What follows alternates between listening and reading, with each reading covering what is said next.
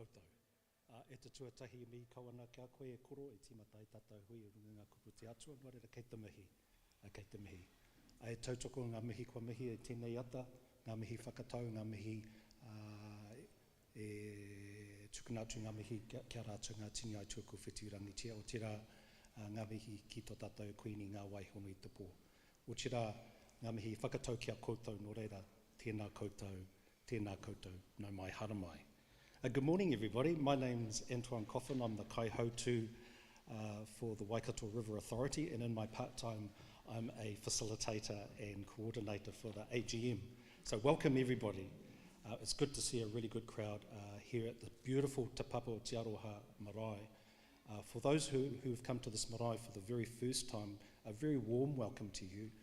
It's a real privilege to be here, not only because this is a marae for the community, but there's recently been a refurbishment, and you'll see the wonder and glory of the carvings, the tuku panels and the kōwhaiwhai. Absolutely beautiful. So I don't mind if you're both listening and watching me, but also looking up at the beautiful craftsmanship that's here in the whare. I'm just going to run through the agenda and some health and safety before we get into our speakers this morning. So Koro started us off with a blessing, karakia, and words of welcome. We'll be we'll have our two chairs do presentations in terms of the year that's been. We have our accountants with us who will go through the financials, and I know that's the particular part that all of you have come here to listen to, and that's a really important part of our year. We'll open up for questions and answers and answers, and then we're also going to have a couple of presentations that are really both a celebration of some of the really good work that people have been doing, but also a bit of education about some of the things that you might not be aware of. And so two quite different projects, but I'll talk about those a little bit later. Then I'm going to just talk about the looking forward in terms of our work program in the near future, and then we'll be closing our meeting.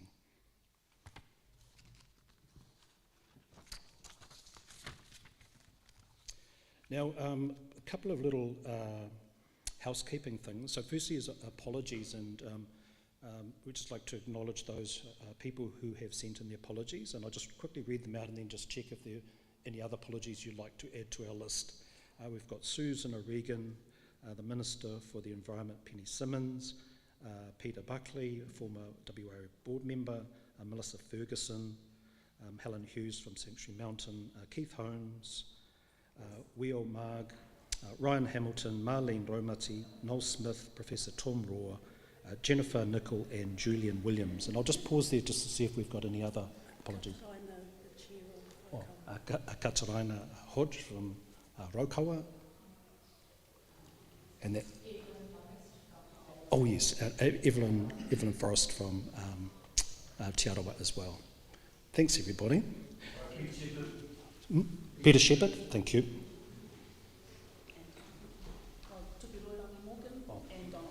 Excellent, thank you. So we'll note those and accept those apologies.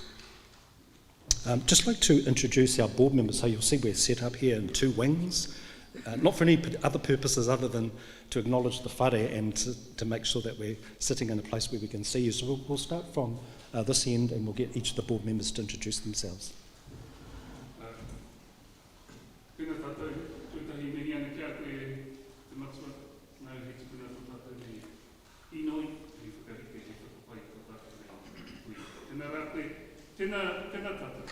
My name is Gannon Ormsby, and I'm the Mangiaputo representative from Te Nehinehinu.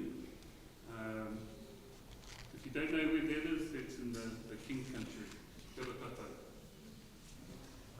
Kia ora tātou e guru mai nei, kānau tini ki te rangatira, me ngā kui, me ngā iehoma. Ko Stumia Whakaungoa, I'm born and bred down at the Puaha, so I'm at the end of this mighty river. I'm a farmer.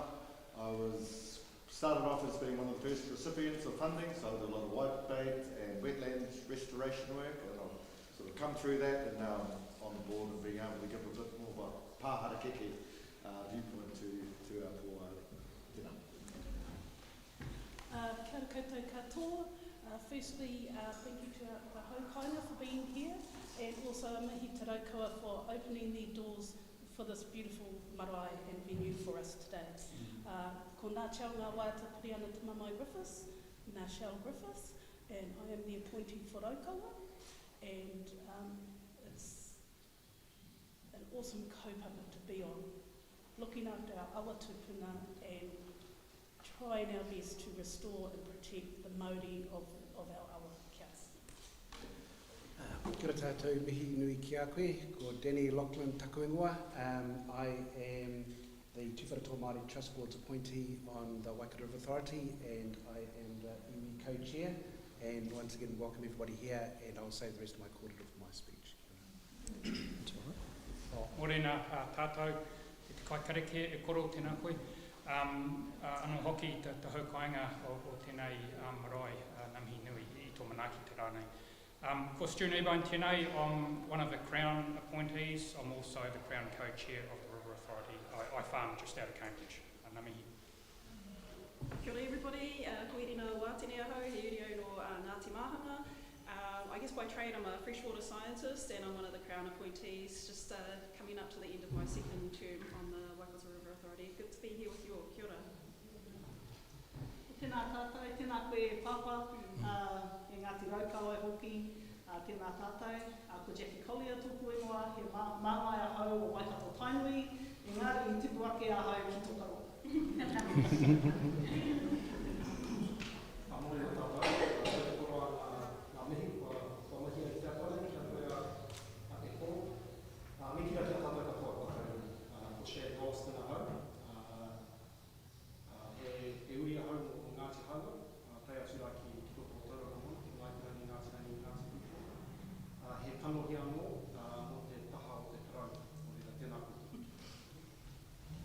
If you didn't quite understand that, he said he's one of the Crown representatives. Thank you very much to the board members for introducing yourselves. Just very quickly, some housekeeping in terms of this is obviously a smoke-free venue, so no smoking or vaping on site. In case of an emergency, we're going to, in an orderly fashion, go straight out those doors and we'll meet in the car park. That's the big place with the cars. And then we've got wharaiti if you need to relieve yourself. Are you feeling a bit nervous about speaking? We have some wharaiti bathrooms out the back. We're going to invite the co-chairs to address you, and first I'd like to invite Danny Lachlan, the River Iwi co-chair, to the lectern. Kia ora. Ko tongariro te maunga, ko taupō te moana, ko tūwharetoa te iwi, ko te heo te tangata, ti hei mauri ora. I whare tū mai nei, tāne e whakapiripiri tēnā koe. Te marae e hora nei, te takataka hanga o rātou mā tēnā koe. Kei ngā mate tuaru nui o te wā, o te rā ki a koe, e taku ariki, e te mu te heo, tukino o te tuawaru, hare ki o nui, ki o rahi, e tauwhanga mā rā mau. Haere, haere, haere atura.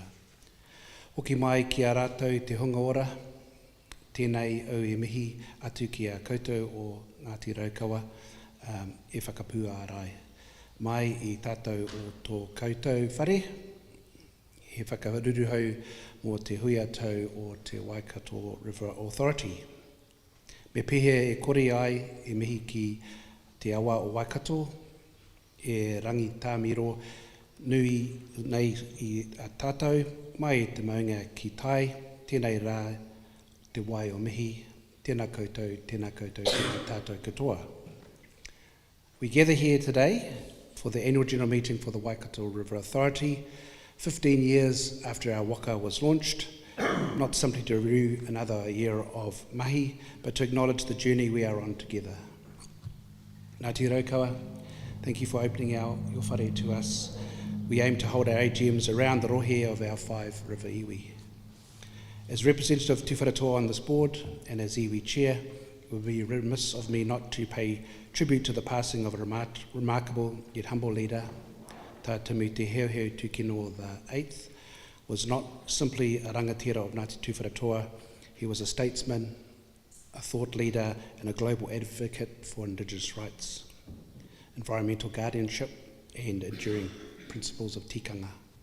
Tā Tumu carried himself with dignified calm, quiet confidence and a depth of wisdom that made people lean in, not because he demanded attention, because he carried presence and weight. His voice was measured, steady and steadfast, especially when speaking about the natural environment, whakapapa, or the responsibilities that come with authority. His belief that our natural world has its own mana, its own spirit and its own rights, shaped not only iwi thinking, but also Crown, national and international frameworks.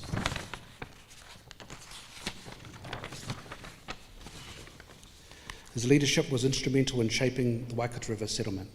He understood that restoring the river required more than technical solutions.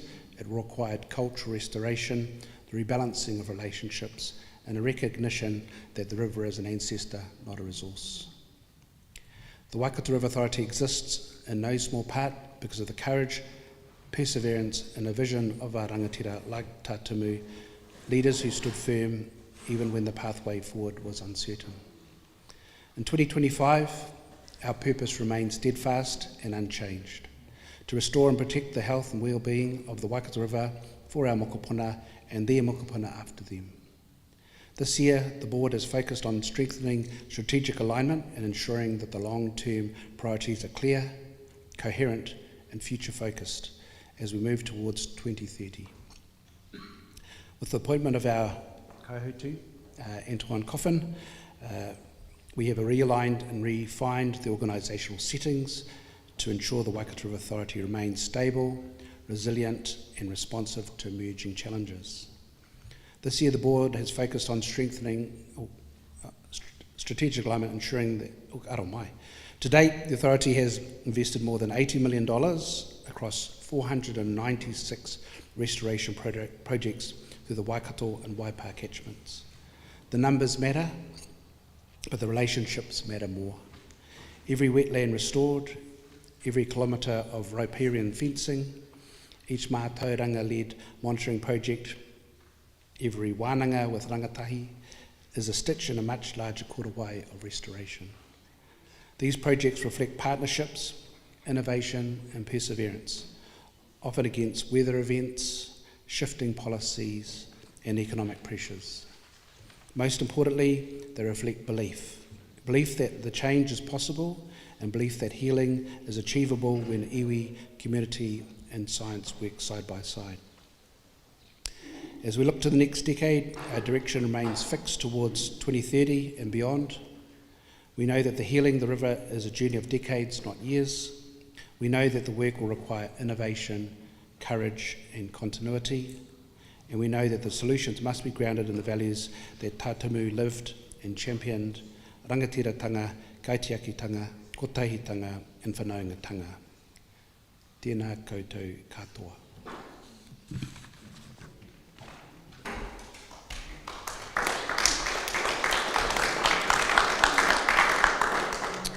I'd like to invite Stuart Kneebone, the Crown Co-Chair.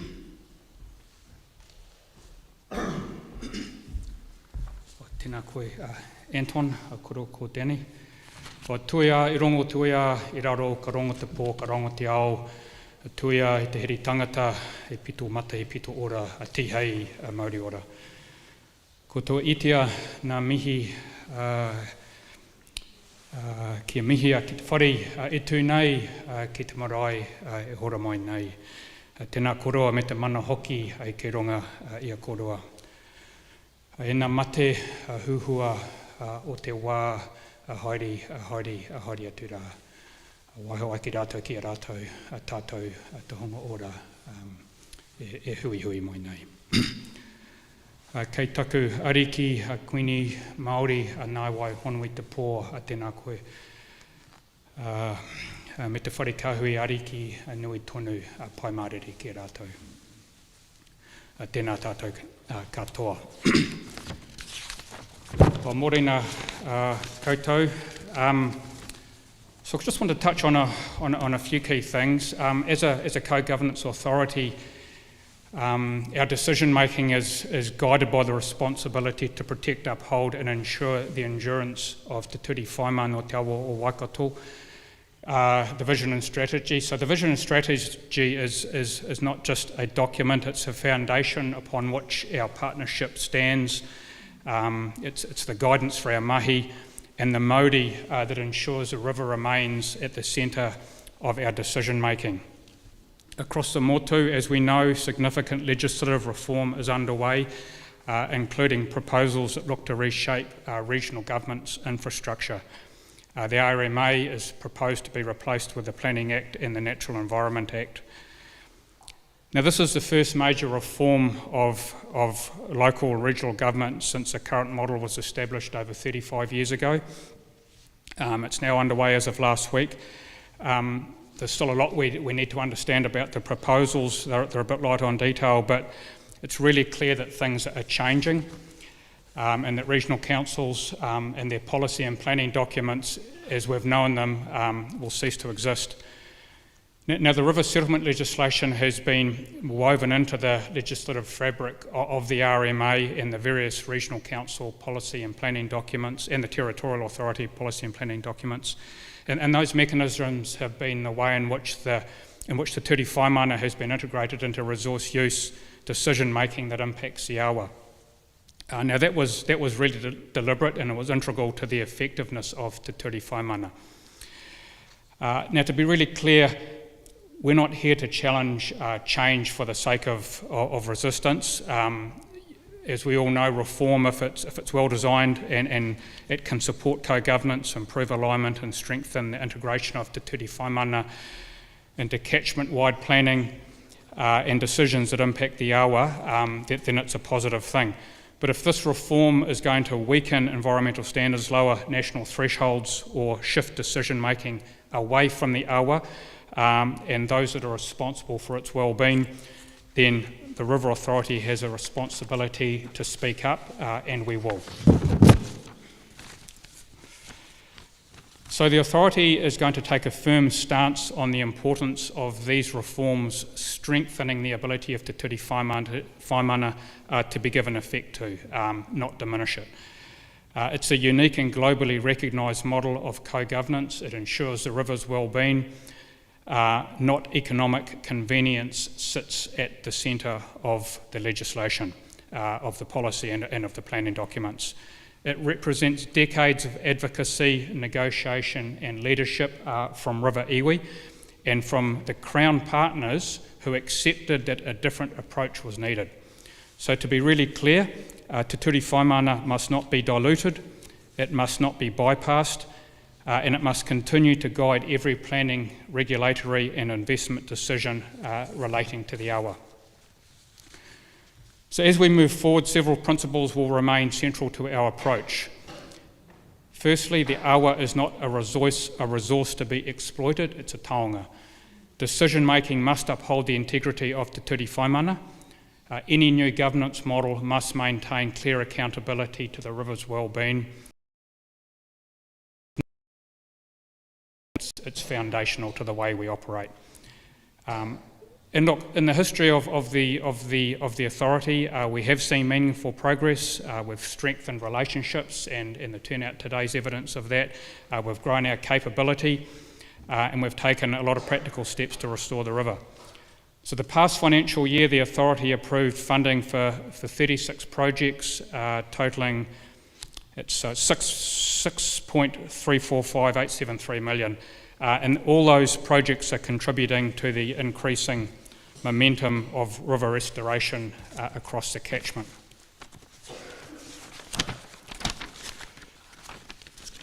Now all of these projects represent collaboration, dedication, improvement and belief that the awa can be healed, belief that the work matters and belief that when communities, iwi and the Crown work side by side, meaningful restoration is achievable. We also recognise reality, and that is there's still a lot to do. Restoration at this scale takes decades. It's intergenerational. It requires courage, stability, investment, and an enduring commitment from everyone who interacts with the awa. It's a multi-generational journey. The koha that the Cleanup Trust contributes, now it's really integral to our restoration journey, but it's only one component. Success is conditional on working together. So to all of you that are here today, that are on this journey with us, tēnā te mihi atu, tēnā te mihi atu. In wrapping up, I would make the point that change can do one or two things. It can accelerate momentum or it can derail it. Our responsibility is to ensure that the reforms in front of us are going to accelerate that restoration. Anō reira, kei mātua i nei kōrero mō tēnei wā, kei ngā mana o Ngāti Raukawa, ngā tohunga o te manakitanga, a tēnei te mihi, a tēnei te mihi. Nō reira, tēnā koutou, kia ora rā tātou katoa.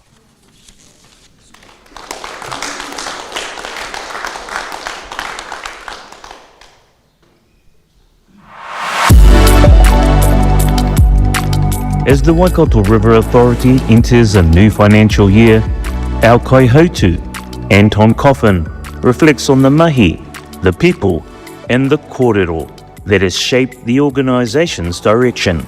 Hey, I've typed up these notes for you.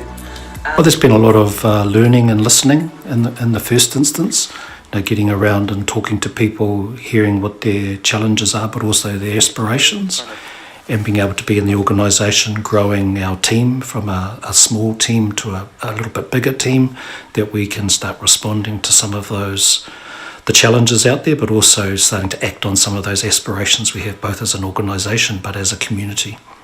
And those challenges are real. For many across the Waikato and Waipa catchments, the past year brought major policy shifts, including the release of the PC1 outcomes. For Tim Orlando Reap, who won the Waikato River Authority Catchment Improvement Award for his innovative and sustainable farming practices, says the intent of PC1 remains steady, but the reforms proposed by the current government pose a new kind of uncertainty. No surprises has sort of jumped out, and I think we've just got to keep in mind at the end of the day what we're trying to do here is to protect the land for future generations and just try to make sure it's as sustainable as possible. Over the last 14 years, the Waikato River Authority has allocated $80.6 million to 496 projects across the catchment, supporting the long-term restoration and protection of our awa. In 2025, our key performance measures included 14 iwi-led or iwi-partnered projects, 809,454 trees and shrubs planted, 162 kilometres of waterway fence, 221 community engagement events delivered, 6,973 people taking part in those events, and 257 hectares of land restored. Together, we remain committed to restoring and protecting the health and well-being of the Waikato and Waipa rivers, now and for all future generations.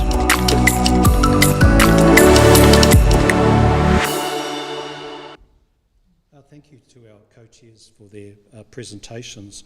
On the slides, you would have seen a ruru, a mōpōk, and that's on the front cover of our annual report. And just wanted to just give you a little bit of a background about why we chose a ruru. And actually, the sibling of the ruru is on page, what page is it on? There we go, page 24. So we've got twins there. This is a place called, we commonly call it in the community Fairfield Gully, and its Māori name is Kukutaruhe. And we've got some dedicated people in the community who have adopted this gully and have been for almost a decade now been planting, removing bamboo and blackberry and other weed species, removing pests in the area and planting out that area. And this is the first time they've seen the ruru come back in generations. So it was something we wanted to celebrate with them. And I suppose in the normal sort of things, people would think of a rudu as a little bit of a tohua, like a bad omen, but in this case the rudu is a wonderful omen of rebirth of our flora, native flora, being reintroduced into this area. So we wanted to celebrate that with them, and this is the rudu on the front cover. In the presentation there, you would have seen some of our outputs in terms of the projects that our iwi, hapu, marae, whānau and community groups have been delivering, and we've been helping with the funding for that. But now we're going to turn over to our financial performance, and I'm going to ask Ken to come up and give a presentation and summary of our year from the financial point of view. Kia ora, Ken. Kia ora, Anton. Kia ora koutou katoa, ko Ken Stevens toko noa. And on behalf of the board and the co-chairs, it's my privilege to present the financial statements for the Waikato River Authority, incorporating the Waikato River Cleanup Trust.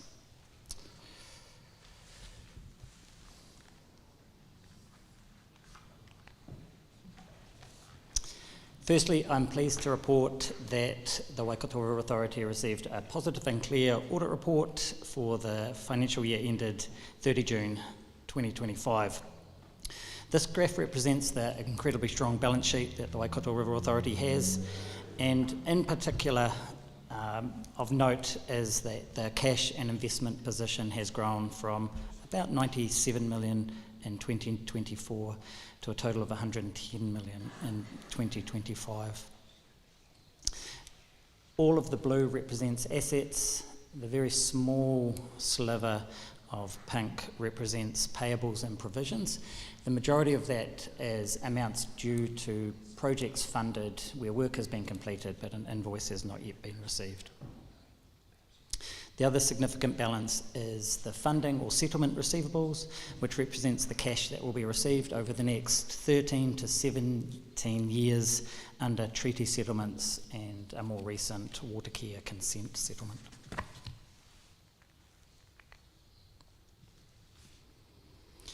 This table highlights and compares the assets and liabilities for the Waikato River Authority Group over the last 3 financial years.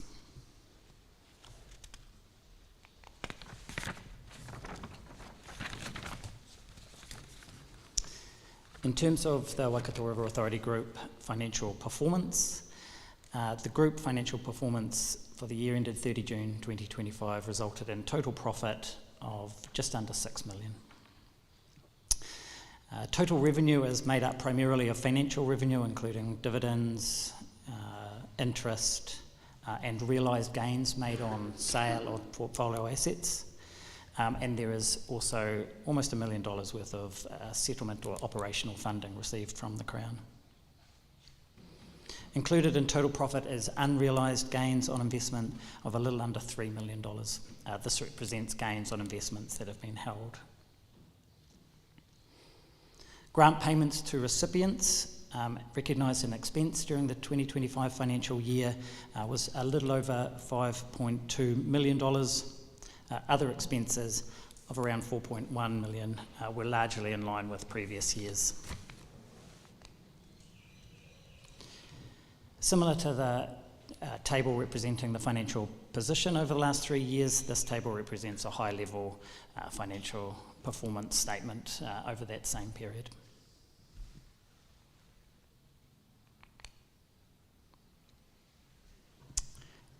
And very happy to answer any questions at this point.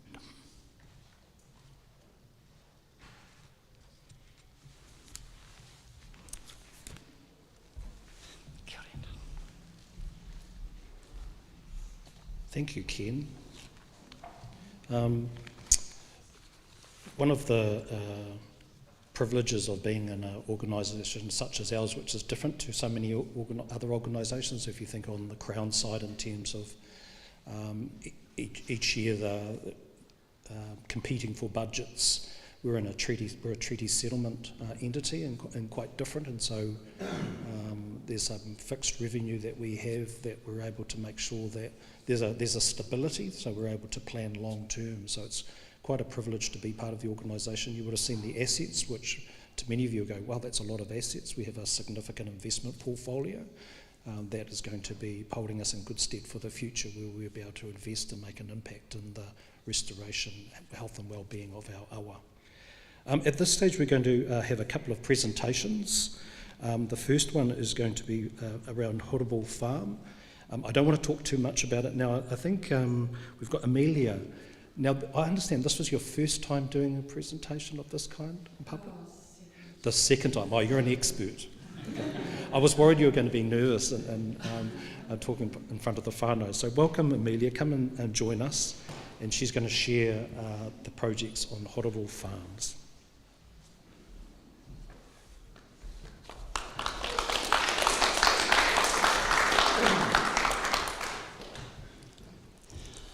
Tēnā koutou katoa, ko Amelia Paget toko ingoa. E tepua ki a hau, e raro e a mangatautari. Ko Waikato te awa, nana a hau e whangai. Ko Kimereti te whenua tupu, kia ora mai, tātou katoa. Greetings. I'm Amelia Paget and I grew up under the shadow of Mangatautari. The Waikato River sustains me and Cambridge is where I grew up. Right, I'll try my best at working this. I think Te Anga has actually made us a beautiful video, so... Where's Te Anga? When, I was like... Ugh. No, you're good.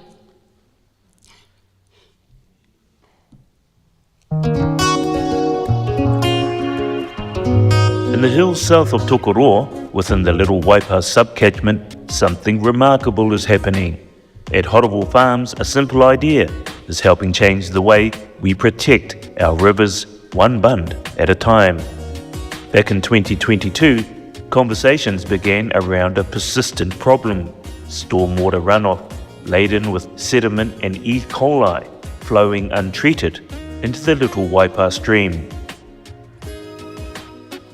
So our original vision was basically a whole lot of smaller, like half-metre kind of bunds, no spillways or anything, just slowing the water down. So Amelia reached out to the Waikato River Authority. I was brought out on farm because the farmer had an idea of what they could do to improve their environmental impact on farming operation.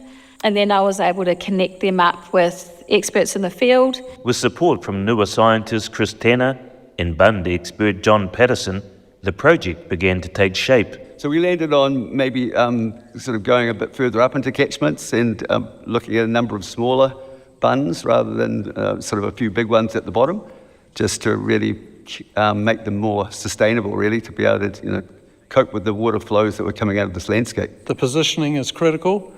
If they're put in the wrong place or not done correctly, these places can actually become critical source areas. If they're positioned correctly, then they can do really good benefits to downstream water quality in the order of 60% reductions of loads. Detainment bunds are a relatively recent and innovative approach, but uptake remains limited. A bund is sort of a low dam, really, that go across what we call an ephemeral channel. That's one that only flows occasionally. So you look at it in summer and it looks pretty much dry, but come a good rainstorm, all of a sudden you get a lot of water surface runoff that's flowing down, creating a sort of a stream that comes down here. So the bund basically holds back that water for a period of time and then allows things to settle out and slowly releases that water. Each of the 6 bunds was carefully sited using high-resolution 3D technology.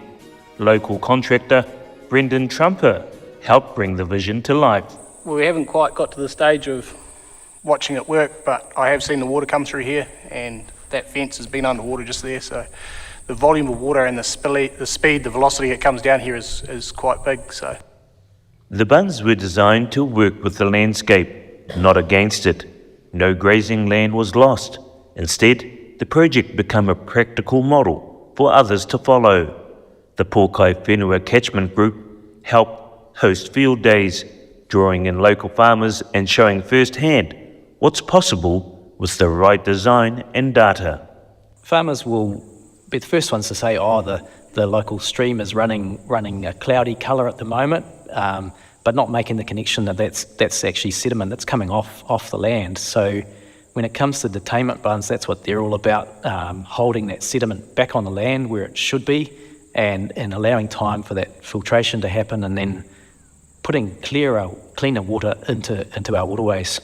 Specific monitoring is being led by University of Waikato Masters student Jasmine Brown, supervised by freshwater ecologist Frank Burden. Whenever there's a large rain event, hopefully we're going to see water pooling behind the bunds, and we'll be able to come out and monitor contaminant loads in the bunds, and then look at attenuation of those contaminants over time. We hope that the results will show that it works really well, and it's just another tool for landowners, farmers to use to improve water quality in the Waikato River catchment.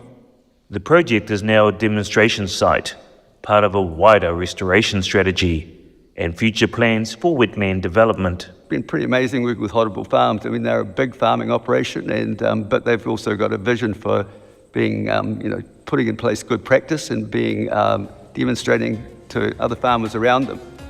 For the Little Waipa stream, the flow of sediments may be slowing, but the momentum of shifting mindsets is only beginning.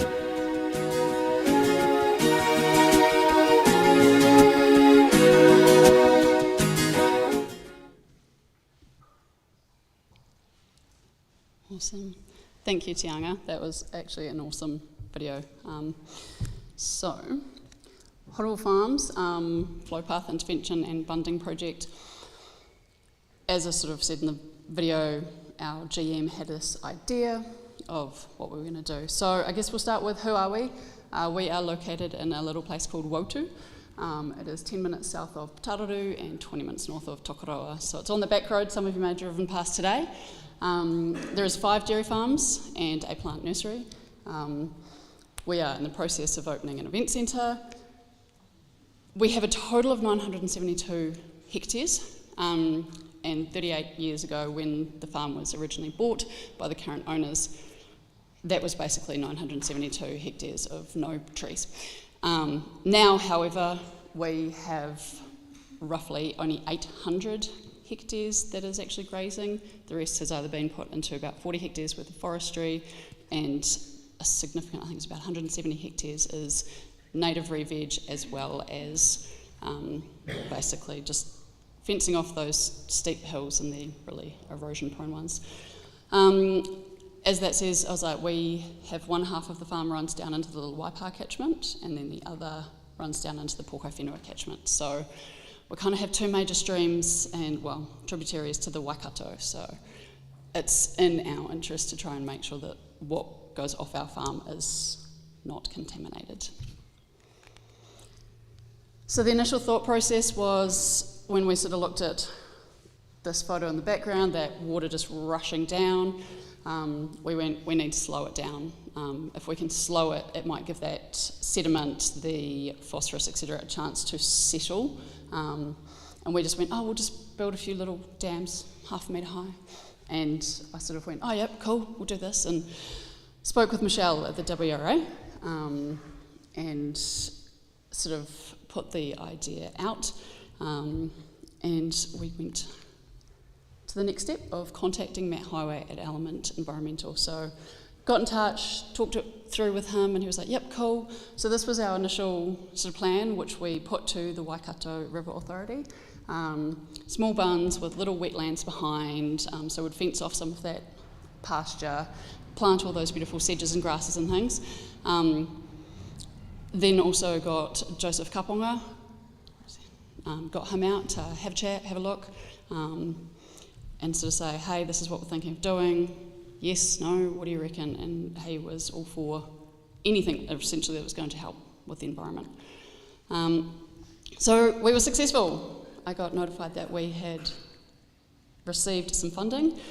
Couple of conditions. We needed to get our report from Matt peer reviewed, and so that's where Chris Tanner and John Patterson came in. And we left it with them to go and read the initial report, come up with their report, and look back, and we nearly had a heart attack. Those little 1/2 metre bunds, were now 2 to 3 metres high. And we very, very nearly pulled the pin. Essentially, the costings had quadrupled. Instead of having a 250mm culvert, you've suddenly got like a 750mm culvert. So the costs just absolutely went sky high.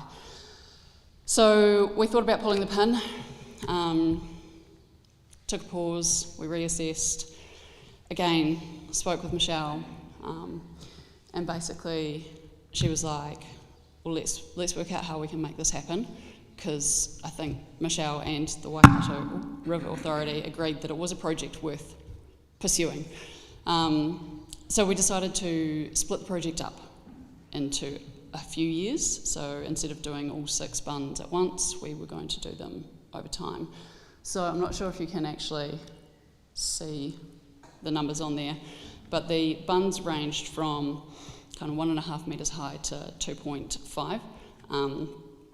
There was an extra bund in there, which we decided not to go with because it was going to be 3 metres, and we were concerned that if it failed, it could create a larger catastrophe.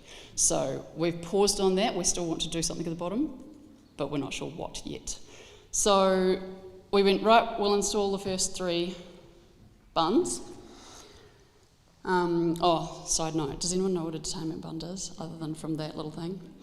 Basically, it's kind of like a low dam, and then it's got a big upriser in the middle of it, and then you have like a plug at the bottom. And the theory is that the water's going to come down. If you get an excessive, it will go out the upriser, so your first spillway, and then there's a secondary, and then obviously if it's like Cyclone Gabrielle, it's going over the top. But the plan is that they are built big to withstand those 1 in 20 year storms. The scientists couldn't confirm if it would survive Cyclone Gabrielle, so we wait and see. But that's pretty much it. The plan then, at 3 days, you pull that plug, the water drains, and your pasture's not lost. So from a perspective, you're not losing that perfect grazing land, because you think down in the bottom of the valleys, where's all that beautiful topsoil go? One of our bunds that the digger driver was doing was going through 1 metre of this beautiful topsoil before he actually got to Ryla and Hard. So this was the sites we kind of identified. Basically the catchment area that runs out into the little waipa here is a 60 hectare catchment, and so the scientists basically said, well, hey, let's try and kind of find the best ones to catch as much as possible, with the bottom one being the biggest. So you'll see the little orange star there, C2, that was our biggest one. That is actually sitting at just under 3 metres. And the plan being that if the others fail, that can still hold everything that's coming from above. So we did 3, the top 3, we started there, and then we waited a year, watched how they worked, and then have finished the last 3 last summer. So we now have 6 detainment bunds installed. And as you saw, Jasmine and Frank are doing some testing, which is really exciting. So we applied for the variation funding, obviously with the change, and so this was kind of the building. So that's an upriser. That's actually the smallest upriser we have in the project, and that's the digger driver standing beside it. Crucial to obviously get them constructed properly. So we completed those, we regrassed them immediately. We also spread lucerne straw thinly to try and encourage that grass growth ASAP. Got the fences that we were going to do some retiring of, we got them planted, we got them fenced and then had the planting booked. So we decided there was a couple of areas in the same kind of place that we went, no, that's too steep, shouldn't be grazing it. You can kind of see on that top right photo. It's not fun. So that is basically just flaxes now. And then we started getting the other farmers in to say, hey, why don't you come and have a look at what we're doing, come and see why we're doing it and how you can do it. The big thing, I think, that the detainment bunds that's come out of it is another tool in the toolbox.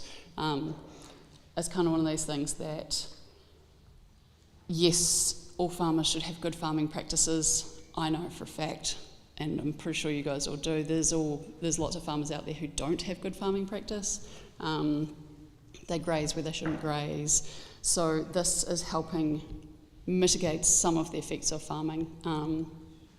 We're well aware that farming is not good for the environment when done wrong, but in conjunction with some of these awesome things, we can make it better.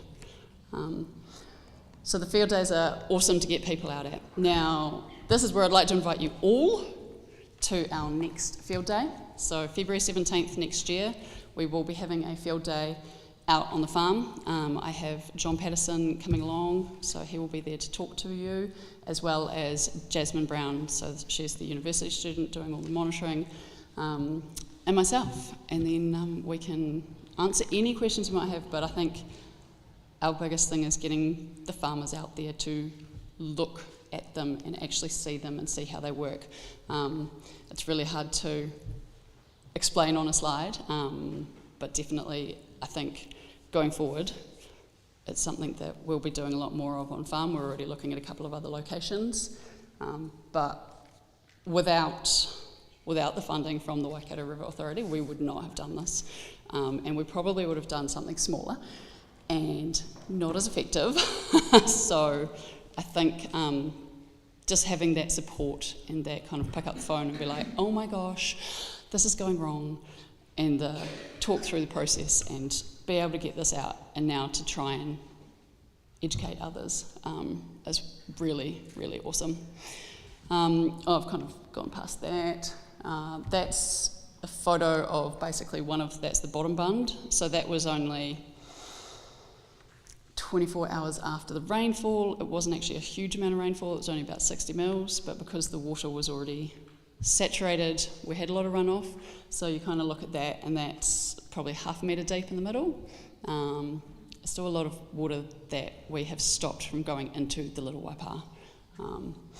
But yeah, we are now sitting in this quandary of what do we do in the bottom of this. So where we originally had the bottom bund planned, I've been looking at whether we do a constructed wetland, but then I'm like, well, there's not permanent water. Do we look at doing a bioreactor? Do we do another detainment bund? Do we do a bit of everything?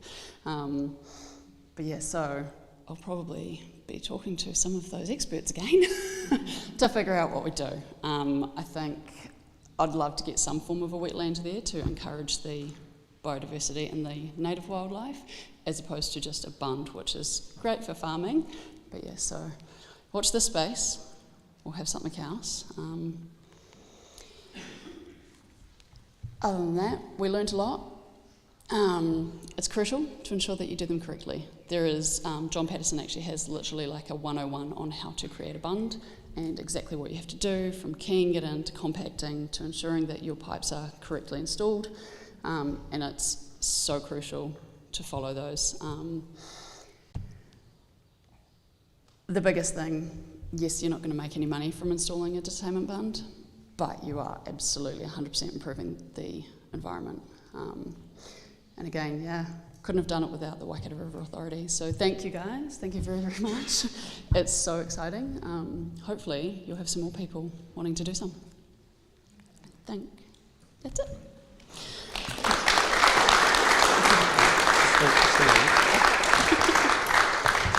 I'd like to say thank you very much, Amelia, for presenting. I don't know if that was nervous for you, but you're a natural, but also congratulate you on the success of your project and the learning that you had, and you're up for adapting as well. It wasn't what you thought, where you set out and where you ended were two different places, so congratulations on that. And just as a small gift on behalf of the Waikato River Authority and everyone gathered here, let's say thank you. Thank you very much. Thank you.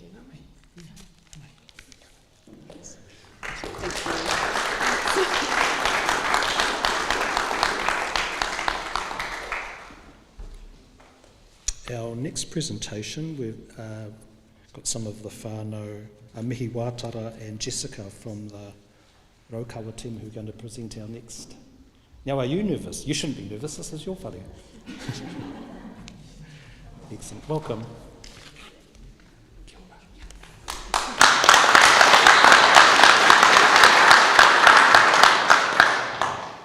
Tēnā tātou katoa.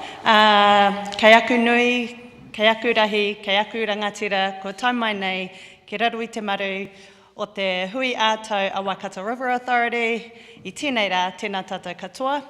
Ka mihi ki o tātou kaumātua, matua te hāpuku, whai Ruthana, whai Poi, koutou ngā kaumātua ko tai mai nei. Nā rātou i para te huarahi, nā rātou hoki, te mātauranga, i kaue mai kia tū kotahi ai tātou i tēnei rā. Ki ngā maunga kōrero, ki ngā mata o ngā waka e hono mai nei i Wainganui i a koutou. Nau mai, hara mai, nau mai, hara mai. Ko koutou ngā kaitiaki e uai te mano o te wai e kawe nei i ngā kawenga nui i roto i te Waikato River Authority. Ko mihi wātara hohepa, ahau, no raukawa ki whare puhunga, tū whare toa, manipoto a Ngāti Wai, e mihi ana kia koutou. It's a privilege for Jess and I to be here today on behalf of the Pūtake Taiao team at Te Puari Manaki o Raukawa to share a brief update on our journey alongside the Waikato River Authority. But before I hand it over to Jess, I just want to give a bit of a presentation on our journey to date with the Waikato River Authority. And I was supposed to start with this screen. And now we're going to move to the next screen. Whilst not all of our projects are reflected on the screen, Raukawa have been fortunate enough to receive a total of $2.15 million worth of funding from the Waikato River Authority over the last number of years. This pūtea has allowed us to successfully complete 15 projects, some of which are still in progress, including Te Ia o Te Awa, which Jess is going to present on shortly. These projects range from riparian restoration and waterway protection to cultural assessments, digital cultural landscapes, and environmental planning resources. Each project reflects our connection and long-term commitment to restoring the health and well-being of the Waikato Awa, its tributaries and all taonga that live within it. Kia piki te ora te wai, kia piki te ora te iwi. A few of the resources developed from our projects include the Tikanga Tuna Puka Puka, Te Aroha o Raukawa Framework and Assessment Puka Puka, and Te Rautaki Taiao a Raukawa, which is our environmental planning document. All these resources have been distributed at wānanga and kaupapa with our whānau, hapu and marae. In particular, our Wāhi Ahure project, Waipapa Ki Arapune, set the foundation for Jess's presentation. The purpose of this project was to reconnect our people with the Waikato Awa through a cultural landscape from Waipapa through to Arapuni. This project was a way for Raukawa whānau to create a connection to the awa, the whenua, through kōrero tuku iho, and allowed us to deepen our cultural identity. Waipapa Ki Arapuni essentially set the foundation for our current project, Te Ia o Te Awa, Wāhi Ahure. And so on that note, it's my privilege to introduce Jess, who has been leading out this project over the last 2 years, and we're now kind of coming to the tail end of it. Nō reira te whānau. Please join me in welcoming Jess.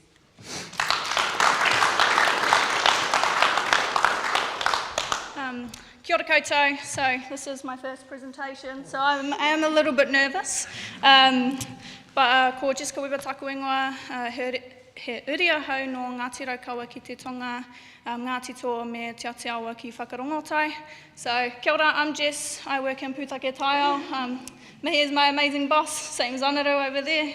And I've been leading out the WRA project Te Ia o Te Awa, which is a little bit different to your amazing one, but love the 3D maps. I'm a map girl, so it looked insane. So before I crack into it, I just wanted to kind of, while I'm speaking, I've kind of put some drone footage together to show you what the landscape is. I just pulled it together a couple weeks ago, so it's a bit choppy-changey, but you kind of get a sense of the amazing landscape that I've been kind of working in for the past 3 years. So I'll just start that, hopefully. Here we go. So when I first started, I had no idea what a cultural landscape was. The definition, you got like 4 or 5 different definitions of what a cultural landscape is. And what I've kind of learnt throughout the journey is that I think the whenua holds memories. So it's about looking at the whenua, telling its stories, telling our stories, and kind of pulling all that mātauranga together. And that might be really oversimplifying it, but that's kind of how I see it in my head. Yeah, so if that doesn't make sense to you right this minute, hopefully by the time I'm finished, something will click. Yeah, so next I'll kind of talk about why it is important for us as Raukawa to build these cultural landscapes. So in our recent history, we've had a number of issues. So like the land our tupuna lived on, kind of taken away and sold off. Access to our natural resources was stripped away. We lost our highway of resources, where we were living, where we gathered kai. It was drained, cut down, dammed up. I think it was 93% of our wetlands and natural ngahere were kind of taken away. So everything our tupuna knew came to a change in an instant. It changed. So cultural landscapes today are kind of our way of kind of revitalising that mātauranga and sharing these stories so that they're not lost. So hopefully, yes, that was perfect timing. Let me turn the page. So, welcome to Te Aroha, which translates to the currents of the water. Oh, sorry, river. Sorry, river. And if you head about 30 minutes down the motorway, you'll hit our area of extent. So we start off at Waipapa and we came all the way to Atiamuri. We have 2 Raukawa marae in this area, Ongaroto and Mokai, who we have been kind of engaging with. And honestly, if we didn't have them, there would be no project. So I just want to thank everyone who's been able to contribute their mātauranga and their kōrero tuku iho, so we can share. So that's that one. In building a cultural landscape, we kind of have 3 key areas that we kind of start on. So it is a mapping and research focused project to then create an education tool at the end so we can share all of what we learn to our whānau. So these are the 3 kind of key areas that we've worked on. Whenua, awa, tangata. So for whenua, we're looking at how it was formed, what large events we can see, what resources, so the forest, the ngahere, the manu, geothermal resources, anything to do with Papa Tuanuku, so anything that, has scarred her, has left physical evidence we want to know about. We've got our awa, that kind of connects our whenua all together, so the names of our rivers and streams, how they connect together, what resources, what kai resources are in there. We even look at kind of how this has changed over time, so what the current state is as well. And then you've got tangata, so us. So our tupuna, what their movements were, the relationships, marriages, everything like that, our whakapapa, we kind of delve into that. And specifically around our pūrākau, we look at, which means stories. So we look at our stories, and then we look at our wahi tūturu, or historic sites, and see what they were, what the stories were, kind of see how they kind of fit together. So that's kind of how we base it. So, Te Aroha, we launched in February 2023, I think, at Ongaroto marae. We had our kaumātua, our whānau, come out, and we pretty much got these massive maps printed out, and then we just had a bit of a discussion workshop around what they knew about the area, their experiences today, what they know about the history. So that was, honestly, it was a really cool experience, and that kind of set the foundation of our project. Then we moved into some kind of site visits, which was actually really, really cool. For the first 6 months, we were working with archaeologist Warren Gumbley, and he was going out and kind of assessing the conditions of known wāhi tūturu. So we have an internal database with all the locations that we know currently.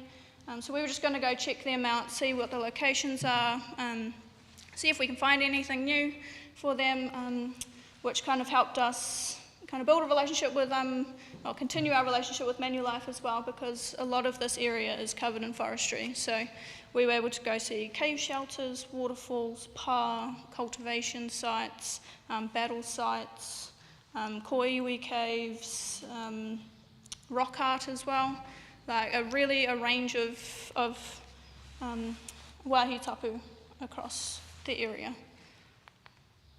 And then we head into our rangahau and mapping stages. So we want to capture all of this information.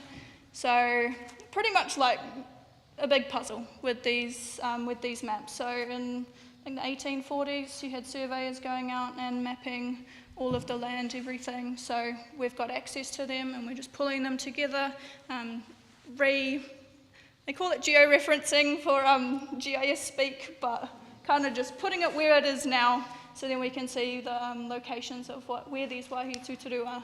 And I think we found 120 new sites that we didn't have on our initial database, so that was really cool. Then we moved into interviews, so we have completed 13 interviews with Te Paorokaua whānau, and then they just shared their stories, their experiences, their mātauranga. Kōrero tuku iho, we found, I think, 5 pūrākau that we're able to map and share.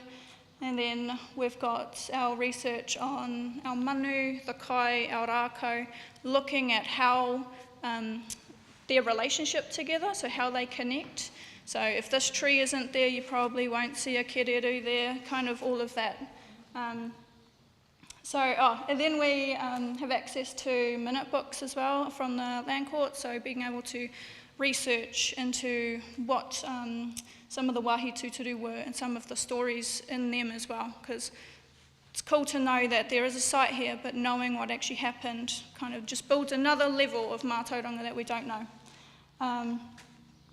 So we are able to map 5 pūrākau, so mapping them. We've also been able to kind of share them out as well, so we've got some imagery fly-throughs with audio, kind of telling the stories.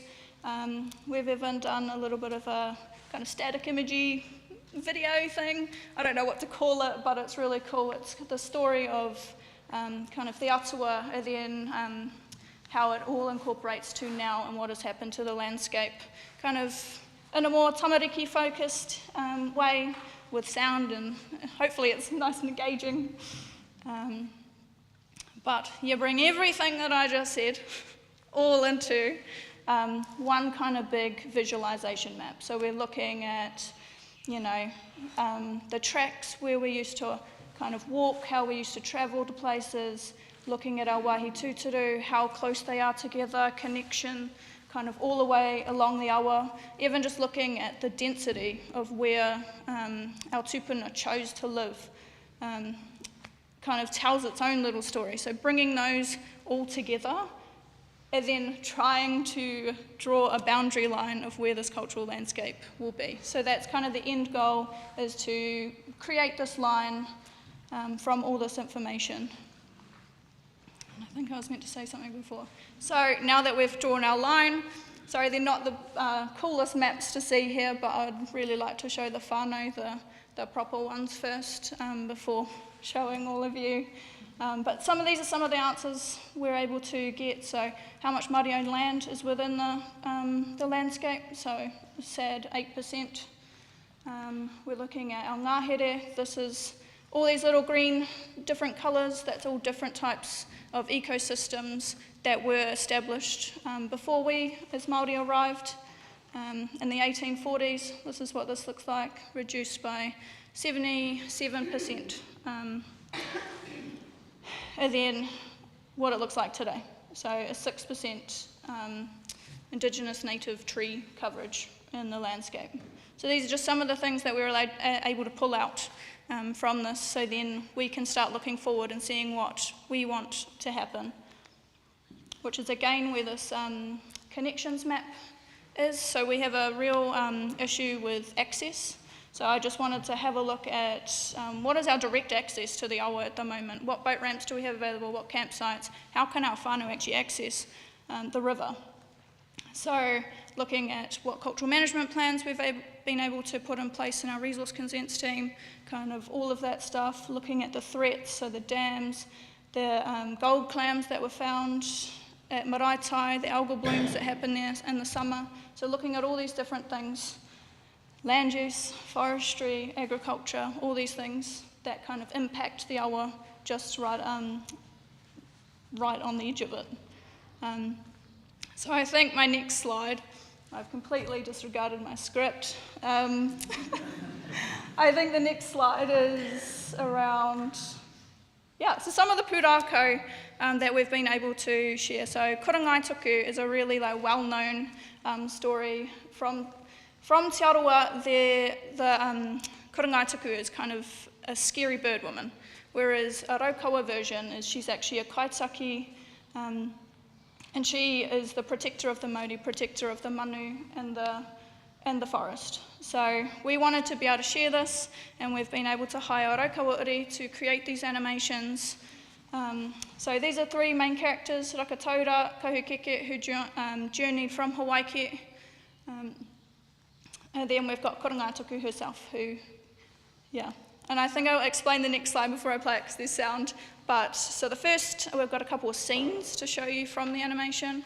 The first one is the voyage from Hawaii, and then we've got Korangaituku testing out her wings. So hopefully.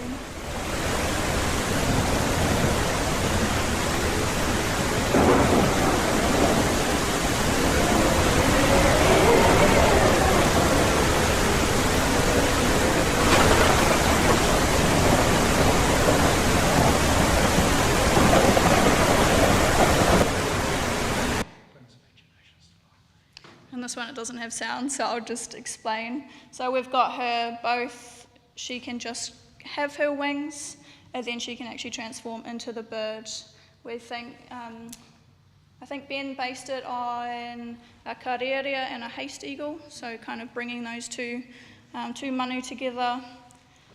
So that's a little bit of a snippet, and now it's a little bit of a teaser, and they're pretty epic, so watch out for this, watch the space, you'll be able to see it. Also around how we're actually going to display all this information, because honestly there is a lot, and it's really hard trying to create something that is engaging. So I've hired Pico Digital up north, and they're creating this website for us so we can join both the previous cultural landscape that Anaru completed in 2021 plus mine, and then any future ones we can just add into the same website. So I think we're going to have a homepage just journeying what projects we've done, where they are, how they've happened, and then our middle one is a bit of a timeline, so looking at putting all our pūrākau all in line, and then every single time we do a new landscape we get to add more into it.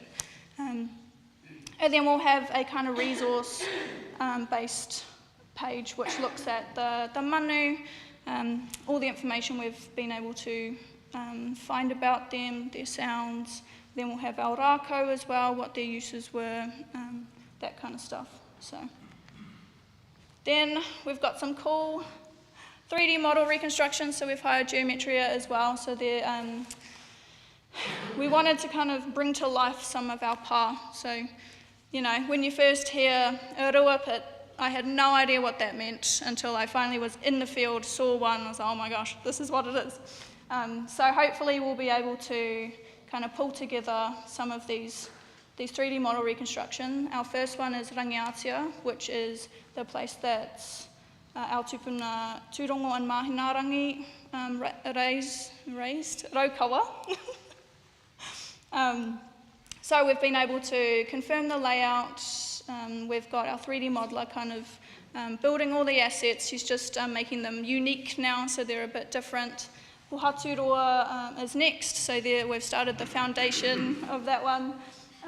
Rangiatia is our kind of vision of this is a peaceful time to raise your tamariki, whereas if we move to Puhaturoa and Pironui, that's kind of a battle story, so we're going to have more fortified pā, that type, I want to say vibe, yeah.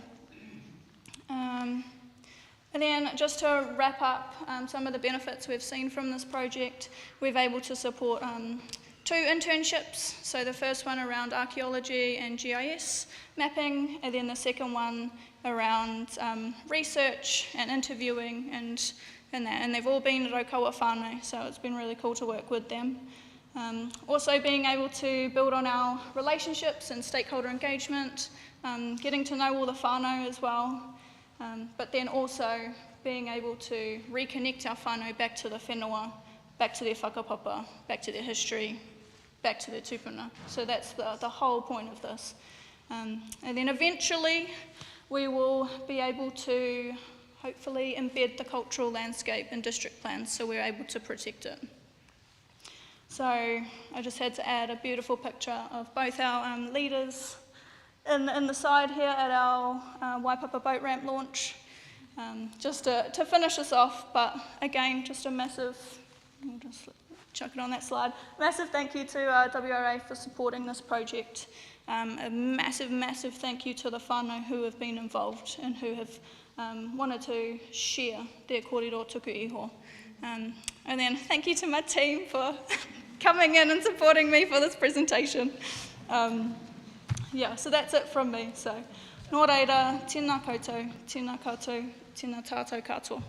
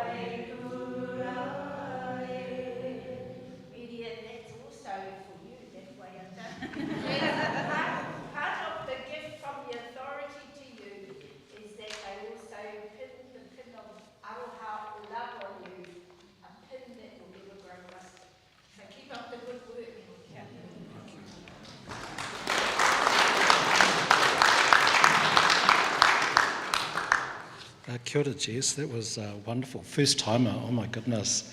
Anaru, can we poach you? We've got a job for her. She can be the presenter at the next AGM. It was wonderful. Congratulations, and it's been a real privilege to be part of those projects, and thank you for the generous invitations to come and share in the success of those. Those are always wonderful occasions. I go, oh, I know we're going to have a launch with our Raukawa whānau, and I know the lunch is going to be wonderful as well. I think it was barbecue by the ramp. That was something special. Yeah, thank you very much. It's my privilege to be one of the last speakers, and I've got a speech prepared, and I know that in terms of timing, some of the things have actually already been said, so I'll also want to do some Q&As? Yes, that's right.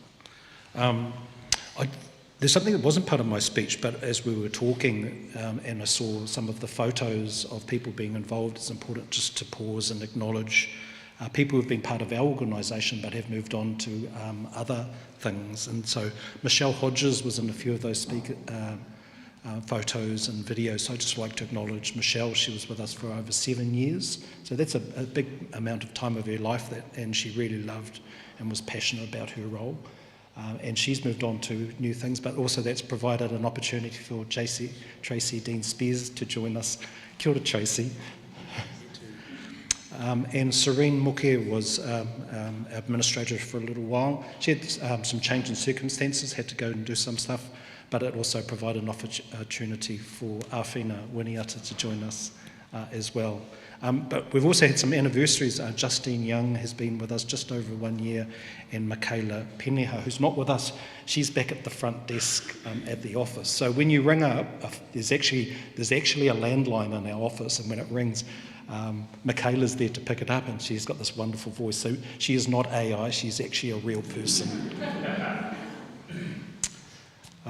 So it's a privilege to stand before you in my capacity as the Kaihotu Chief Executive of the Waikato River Authority, and we reflect over the year that's been.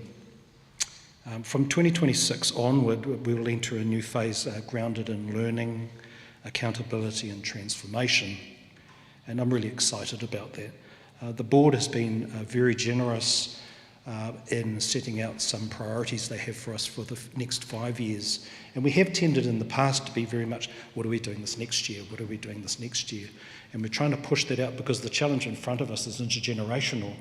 So we need to start thinking and working in ways that are intergenerational. So with our 5-year work program that we'll be developing in earnest early next year, looking out a little bit further to see how could we be more strategic, how could we really make an impact. Notwithstanding all the changes that are going on all around us. But that's the world, it's messy and uncertain. And I just wanted to talk briefly to 4 of the areas of our work that are really important. There's many areas, but 4 particularly. The first one is the review of Te Ture Whaimana. It's been in place now, the vision strategy, for almost 15 years now. Hasn't been reviewed, so we're undertaking our first comprehensive review, and it's probably timely because we've got 15 years of learnings about how it's gone, how it hasn't gone that well, but also some of the successes and challenges. And so we've brought together a number of experts, iwi knowledge holders, technicians, planners and researchers and policy specialists to help us do that review. And so next year, you'll be hearing more about the review of Te Ture Whaimana and go, what was Antoine talking about at the AGM last year? We'll be going and engaging with our river iwi partners, talking to Crown agencies, coming out into the community to talk about what have you learned over the last 15 years? What have you seen that's learned? What could we do better moving into the future? Both of our co-chairs have talked about the changing environment in terms of legislation and policy, and so the review of Te Ture Whaimana will have a very strong relationship and important role to play in that. So certainly we want to make sure that Te Ture Whaimana remains relevant and future-proof. We want to identify whether further amendments are needed, and we want to ensure that our iwi and partners, communities and experts are part of shaping the future for our awa. This work will take some time, but it's important to take that time, do it well, and that will put us in good position for the future. And that may include some long-term intergenerational targets supported by 5 to 10-year actions that will reflect the reality of meaningful environmental transformation. The second thing I wanted to talk to you about is our report card, and for many of you who go, what's that report card? Well, every 10 years we produce a bit of a state of the environment, of how we're going in terms of our health and well-being of the awa. Last time I think that the overall aggregate was about a C-. I remember going to school and you used to get the grades, and if I got a C-, I was a bit in trouble when I got home. I was in trouble when I got home. But when you go to get a degree, I think some of my colleagues have said a C is a degree. Somewhere between those two things is the truth. But certainly we all know in our heart of hearts that there's work to do. But I think moving forward, those things will be local. There'll be things that are long-term. There'll be those things that make the difference. In terms of the report card, we're preparing a lot of data. There's a saying, I'm drowned in data, but I'm bereft of common sense. So there's a lot of sense making to be made of all of these bits of information. So that's an important role we'll be playing with the help of experts over the next 12 months. And so it'll be drawing on regional monitoring, the experience of our river iwi representatives, science research and decades of experience from our partners. Our first report card was released in 2016, and as I mentioned, the grade was, it was a C+, not a C-, but it was a C. And that showed what I'd call mixed progress. There are some places where we're actually seeing genuine improvements.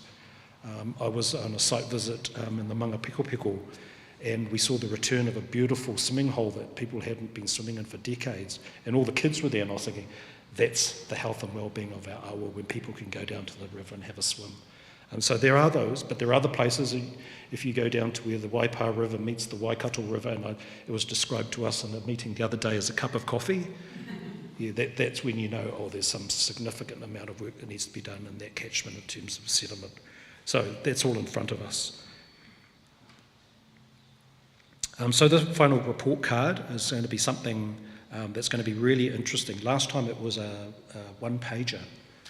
with the aggregate score. I think we're looking for something a little bit more sophisticated, and certainly from our Raukawa cousins, there's lots of inspiration about how do we tell these stories, how do we communicate complex and sophisticated data and understandings to different audiences. So that's going to be the challenge, the wonderful challenge in front of us. Legislative reform and disruption. So in the system, this is now the normal change. Every 3 years things are changing, things are having to adapting. And certainly over the last 18 months we've seen major legislative and policy programs released. It would be fair to say that we've had some concern around the Treaty of Waitangi context.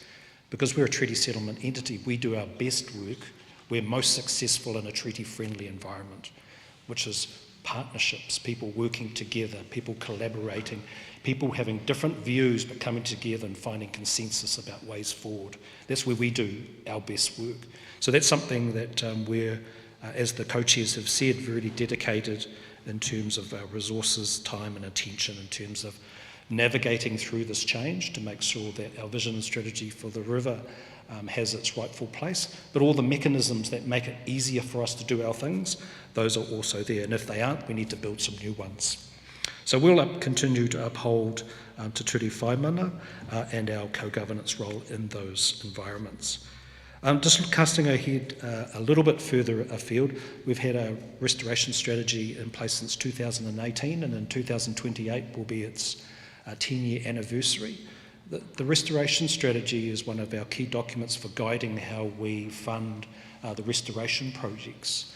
And as we're finding over time, we're getting more and more diverse types of restoration. We're getting the planting the trees, riparian management, the fencing of areas, detention bunds, education, knowledge learning programs, but the diversity of the types of projects we're being asked from the community is getting broader and broader.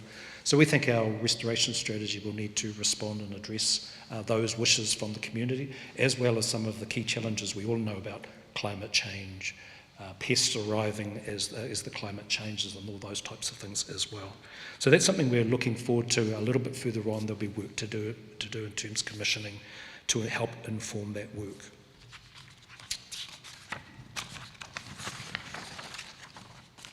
Lastly, I suppose this might be talking to a little bit to the converted, and in terms of some of our work, the importance of local at the place, but really is meaningful for people, but also thinking about our scale. Where could we make really big impacts in a short period of time?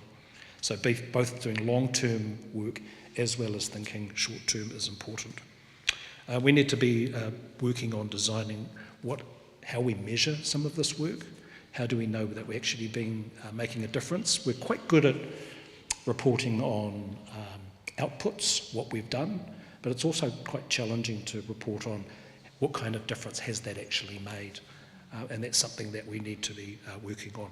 So this is about not only saying we're being successful and people we're working with are successful, but also being humble in the things that we don't know and the areas of work that we need to learn. So we'll need your help, we'll need your hindsights. As Guy Bellamy said, hindsight is not an exact science, but with the benefit of historical hindsight, and this is Margaret Thatcher, we can all see what we wish we had done differently or not at all. There's a lesson there, something.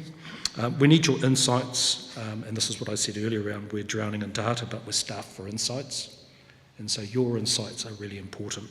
And your foresight, so we're casting our eyes out, the capacity to predict or imagine future events. And I was really inspired by the animations, being able to cast our stories in the way that we think about things to wider audiences. And so good leadership will allow for time and plan and spread the hope.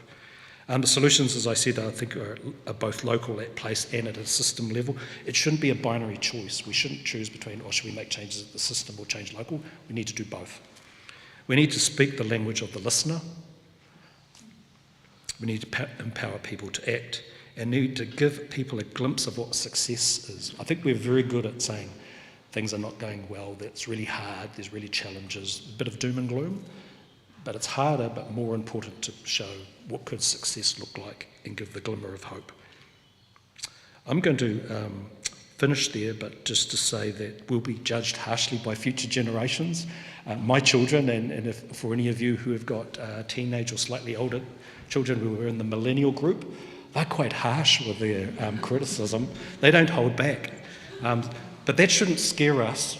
We shouldn't be fearful of that. We should embrace that and go, that means we need to do better, because when we pass on our environment to future generations, hopefully they might go, oh, it's okay, Dad, you did an okay job, but we can do better.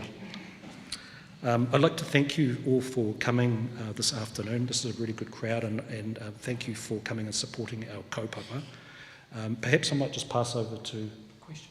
Oh, sorry, I'm skipping the agenda. So we're going to pause there and see if there's any questions or that people have from the audience for us, and myself or members of the board might be able to answer before we close our proceedings today. Kia ora.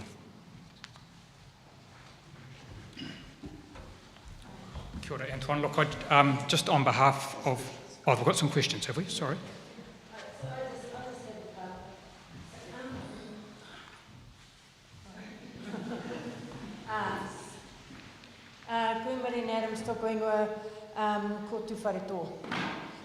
So I spoke last time regarding the climate change and how vastly it's approaching.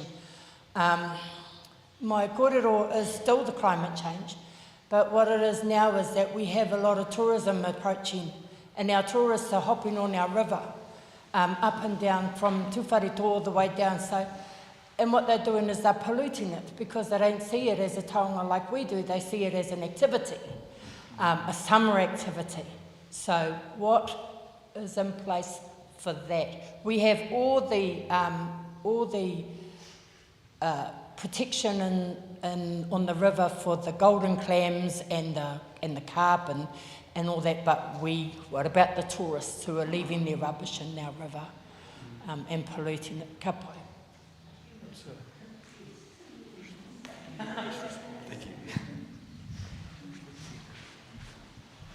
Kia ora, we're all looking at each other going, who's going to answer that question?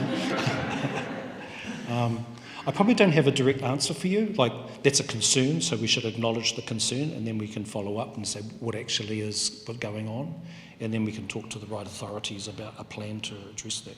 Because if you go, I'm sure if you were to go up and down the river, you'd be able to gather so many stories from so many people at different of actions that are happening on that river. Yes. And it's not until we start losing lives that we start doing something. So, just a... Kia ora, thank you.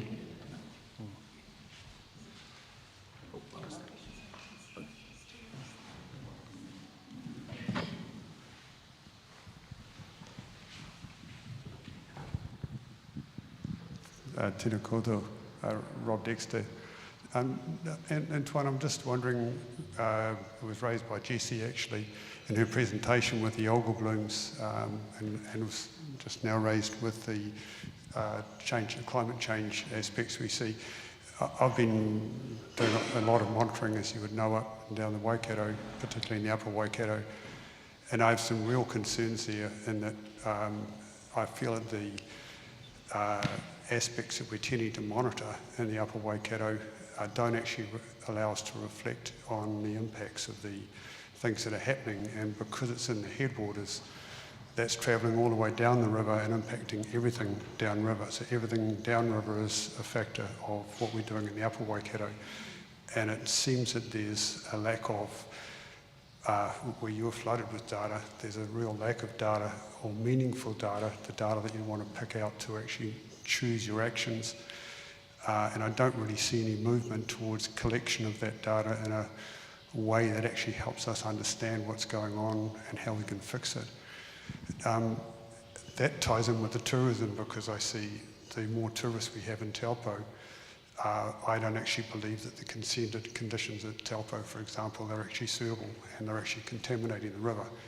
So there's a whole series of things there, and I believe that, again, Raukawa's wonderful presentation, teaching people about tikanga, teaching them about all of the things that are actually important to the river and to Maori, but particularly to the river as a living thing, which it is. It's a biological being, and we're treating that biological being badly. And I just see that we can tie this together in a wonderful, positive way with the help of WRA.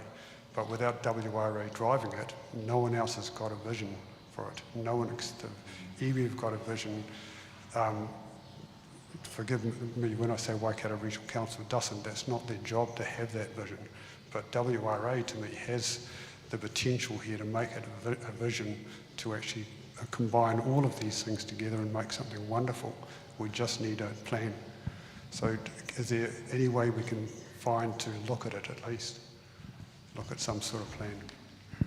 Yeah, thank you for that. I think there was a question there, but I think the sentiments I agree. Yeah, so we need a plan, and we're in probably a privileged position because we're mandated to be a voice for the awa, te mana o te awa. So that's a role for us. I'll be the first one to say we're not perfect and we're not covering all the things that we'd like to, but we'd certainly want to. So I think I'd just respond to say yes, that's what we need to do. But we need to do it with everybody in the room. Yeah. Tēnā tātou. I think it's important to remind ourselves that Te Ture Whaimana is the vision for the whole awa. And we all have a role to play in breathing life into that vision. I think that the river authorities can certainly do more than we are. But it's a responsibility that sits on everyone. You know, those of us who live in the catchment, those who visit, but just acknowledging your kōrero and reminding all of us that Te Ture Whaimana is that vision that, I guess, gives us the roadmap on how we need to work together to really restore and protect the health and well-being of the awa.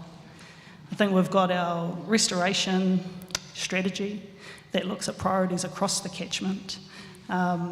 And we are looking at, are there proactive investments that the River Authority should make, particularly in the headwaters, that are going to really give more bang for buck, but just, I guess, highlighting Te Ture Whaimana, which is a primary purpose to why we're here, to advocate for and ensure that Te Ture Whaimana is upheld by all. Kia ora.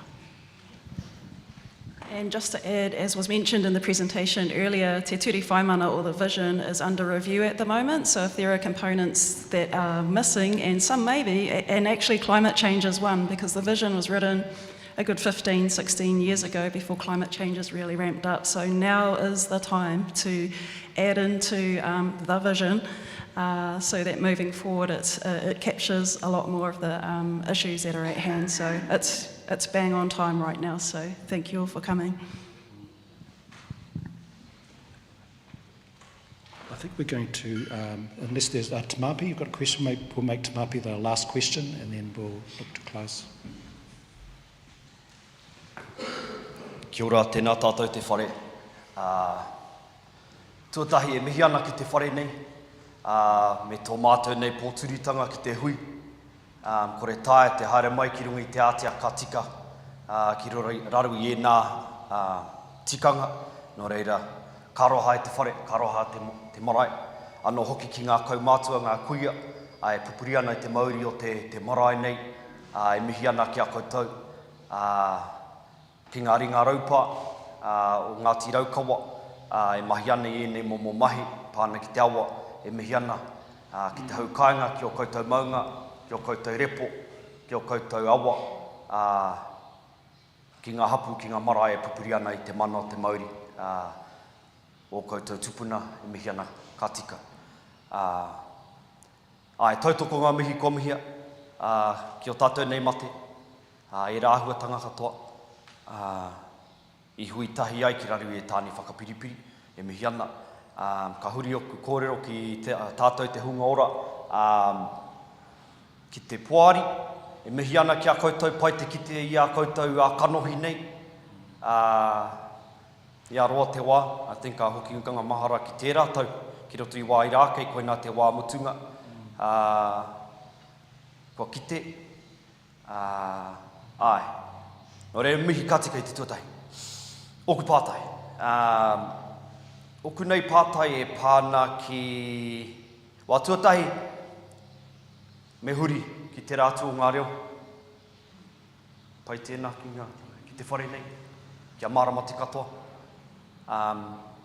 Firstly, just want to acknowledge the board for the mahi that's been done over the last year, and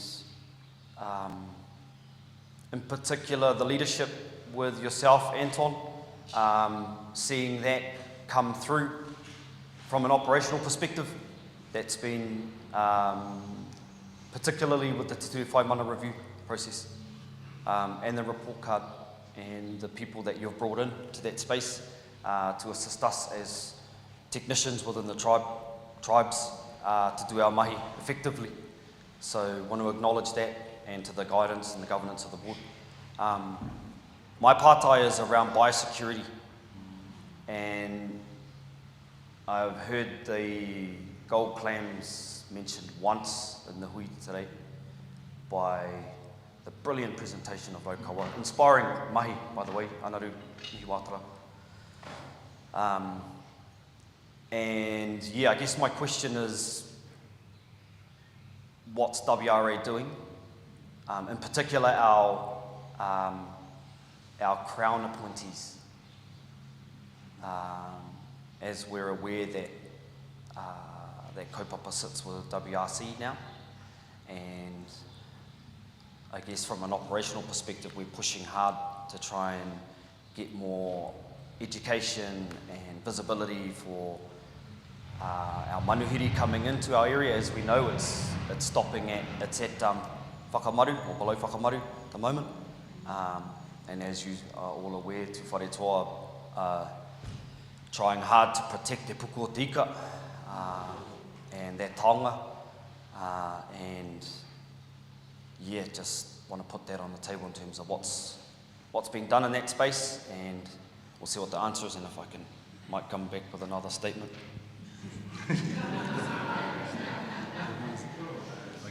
Everyone's looking at me. Hey, kia ora, it's a good question. In the first instance, I don't have all the answers. There are a number of agencies who have statutory responsibility for not only protecting us from the incursion, but also the management of species once they're here. And to be honest, I feel a little let down that in terms of that initial response, and there's like a window, there's this window of opportunity where you can push buttons and pull levers, and you can have a response that may have actually stopped the incursion or being able to manage it in a way that it could be eradicated. And it seems like that window has passed, and now we're in a window of how do you manage this and stop it spread. So there's the two parts of it is one, informing our own whānau around what actually is the gold clam. We shouldn't assume that people know what the gold clam is, that needs to happen in terms of education. And I've seen some of that, but we need more of that. But also to our whānau who are living further afield, where this might be new. So like for our whānau at New Plymouth, who are like a curious child said, oh, what's that? Oh, haven't seen that before. So there's that curiosity of just checking something out. That's in the first instance. And then keeping these agencies accountable. And I think you alluded to it, at an operational level, keeping those agencies who are responsible accountable for this. I don't think we have a plan. I know Niwa had received a significant amount of money in terms of research. We're part of a research program that involves Australian and New Zealand research institutes and universities, and we've got a very, very specific focus on gold clam, looking at some of the factors that may limit both its life cycle, but also the things that it requires to live in particular environments, and that might have some clues for not only management, but perhaps a long-term, I don't want to use the word eradication, but how could we get rid of gold clam in the system through really good science and mātauranga. So that goes part way to answering your question. I don't have all the answers, but I'll just maybe leave the floor open to others who might want to respond. Kia ora te mai, Peter. I guess the only other bit I'd add is that referring back to what I was talking about in terms of reform going forward, who's going to take on those roles and the importance of decision making being made by people at place who are affected by it. And I think we all need to be involved in terms of what the future of regional government looks like and who's going to be having those biosecurity roles, because as we saw through this process, the central government were a lot quicker to I guess, admit defeat in this issue than we all were, but regional government as well, you know. So that's a classic example of what happens if you lose the ability to have local input into decision making that affects us. So that's a challenge for all of us going forward. Yeah. Kia ora, thanks for those answers. So, yeah, tēnā pūru koina kōrero. A couple of things. In terms of that network project, we're working on that stuff as the Iwi Collective. I think some real practical measures, and I guess I'm using the opportunity to apply the pressure directly to our Crown appointees in terms of putting the pressure on your officials within WRC and also BNZ, Bicycle New Zealand, and in particular the CANS notice, the controlled area notice, in that area, and in particular people that are coming out of them. What we're seeing is there's no signage to say you're leaving a CAN zone. We've got them at our end when they come out, and then they're entering. You might be bringing gold plans with you, but if there was something inside the CAN zone, an investment into signage, an investment into, I don't know, radio broadcasts, whatever that might look like, but something along those lines, a real practical measure, and we're ramping right into it at the moment in terms of summer and the temperatures of the water stimulating the growing of the spreading of it. So yeah, just want to put that there. Go ahead, thanks for the time. Can I just add overall, my colleague, let's not wait until we have golden plans that we react. Let's treat the river that's already got golden plans in it, and then we deal with the whole river. And not wait for it to. Kia ora, thank you for that. We're just going to close this part of our meeting. I think we've got an outro tianga, and then we'll have a few words before we close. Just a little pānui, and I'm mentioning Tianga. Tianga's at the background. He's the person organising all the technology, so our people online have this seamless television broadcast, but we're here in the hui, and so it's just been an interesting interplay. I'm giving him the eyebrows, and hopefully he's got his glasses on and he can see me. One of the things I have asked, because we've got a really nice group here, and the marae just recently refurbished, and we thought it would be wonderful if we could have all of us have a photo outside of the whare, just to recognise the importance of our meeting today. So I'm inviting you, I'm not telling you, or perhaps, can I tell them? I'm giving it. Koro said, yes, you can tell them. We'd like everybody, as part of your, before you go and have lunch, we'll come outside in the roro, and we'll have a photo of everybody before we go in for lunch.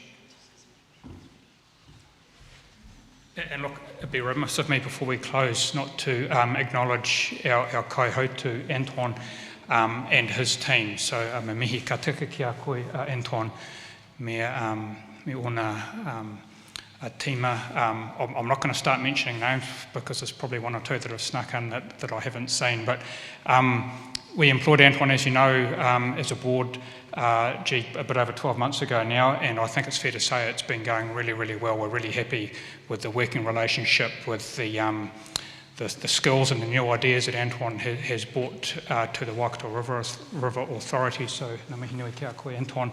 And of course, Antoine's a leader of a team. I think we're up to 9 now, our little whare in Ross Trevor Streets at capacity, and we've got a couple of others that come in on a contract basis to help us out as well. So to all of you that are part of the team, really appreciate your contribution to the kaupapa on behalf of the board. Ngā mihi nui kia koutou katoa. So on that note, I think I'm going to hand over to Gannon to close us off. Thanks, Gannon.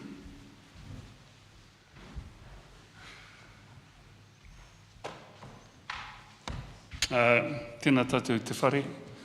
Mihi ana ki a koe Amelia, nau te kaha ki te haramai, ki te whakatakoto o kōrero.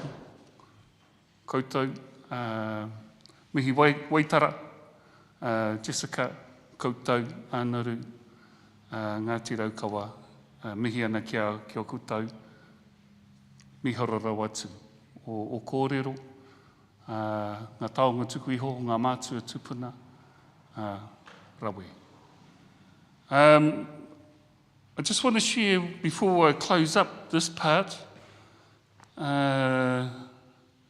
just wanted to share around the hohonu kōrero, or the deeper meaning around Te Ture Whaimana. People talk about the vision and strategy, but it's actually embedded from a maioha.